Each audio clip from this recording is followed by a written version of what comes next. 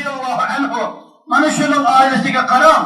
Ammarning dadasi Yasir radıyallahu anhu. Anası Sümeyye hanım. Balası mana Ammar radıyallahu anhu. Bu aile kişinin o'zini açıkıp Mekke'nin aşı tavlık ayını açıkıp 3 tane aşında tükürtlük adam bedelleri aşağı bağlap bu şeylerini Muhammed'e kafir ol. Allah'a kafir ol deyip Ebu Cehil'den o kıymetti.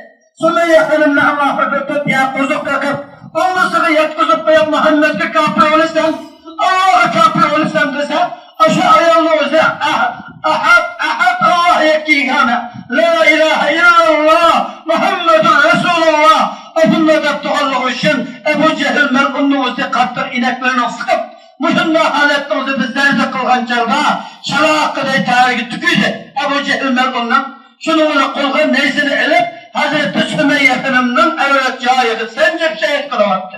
Tunca ketim şehit olan kişi bana İslam tarihinde Sümeyye hanım oldu. İkinci nöbet Yasir radıyallahu anh'a geldi. Ey Yasir Allah'a kafir ol, Muhammed'e kafir ol. Şu vaxtıda katli onu dedi. 70-80 yaşlı kirgen bir adam idi. O şu adamdan tıkım nesir aşırdı. Bu şehit kılıvattı.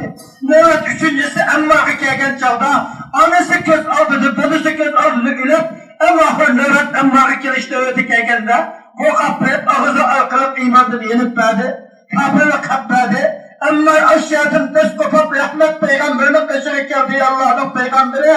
Ben imanını yenip demedim, İslam'ını yenip demedim. Kalbimde imanım beydi ya Resulallah. Anamı kötü olduğumda öldürdü. Babamı kötü olduğumda öldürdü. Mevlet Mülkiye geldik için ben kokap verdim ya Resulallah dedi. Peygamber sallallahu aleyhi ve sellem derege kâle oldu dedi. Sahabelik güreşki oldu dedi. Şimdi sağ olmandı. Merhubtu sağ olmandı. Şu halette Allah Azze ve Celle'nin terbidir. İklillah min hukriha ve kalbuhu mutmainnun bil iman. Bana muşu emmayının kalbi iman bilen kurullaşkanlıkını. Kalbide iman bağlıkını. Muşunu Allah tebarek ve teala haber bilip Hazreti Emmay'ın akla Kur'an-ı Kerim'de Allah Teala etme kılganlıkı. Günahını keçirmek geldi ki Muşu mezmununda Allah tebarek ve teala ayet nazıl kıttadı. Eylemleştirimiz bana her bir sahabelerden hayat ve karısının nurgun işte var. Demek öyle şu sahabelik kadigi etti, tabi'inle kadigi etti, tabi'in tabi'inle kadigi etti. Hazırga kadar yok mu ki tümama? Dünyanın her kayısı tarafında iman ve izzet veren imanın, İslam'ın nimetini kadirleş için cennetin ahiretten nurgun kaymlaştırmaz bak. Mesela Afrika'daki bir devlet hazır yiğili yok, işkili yok, keygili yok, işkili sonu yok. Aşınna halette uzada gülep gitvatkan Müslümanlı bak.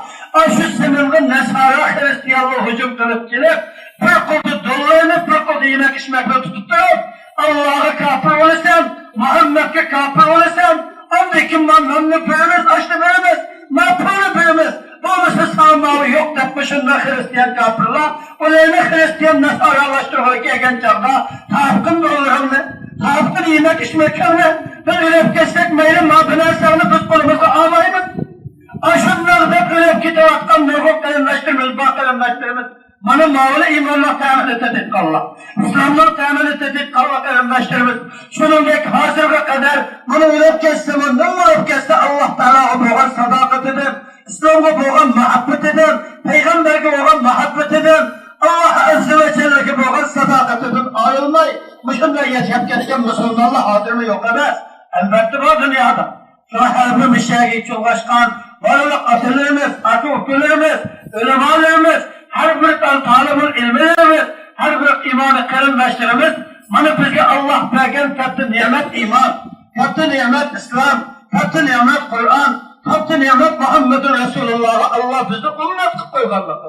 Başına kadirleyle karimleştirimiz. İmanı kılayla, yine kollayla, Allah Azze ve Celle'nin çoğu nimete karşı dese, Allah Tebarek ve Teala bizge imanını yaxşı gördüğün, İslam'ını yaxşı gördüğün, doğru akidini yaxşı gördüğün koyganlıkı, bunu bu Allah Teala'nın en çok katı nimeti. Kıvını yaman gördüğün, onun nifaklı yaman gördüğün, nasiyetli yaman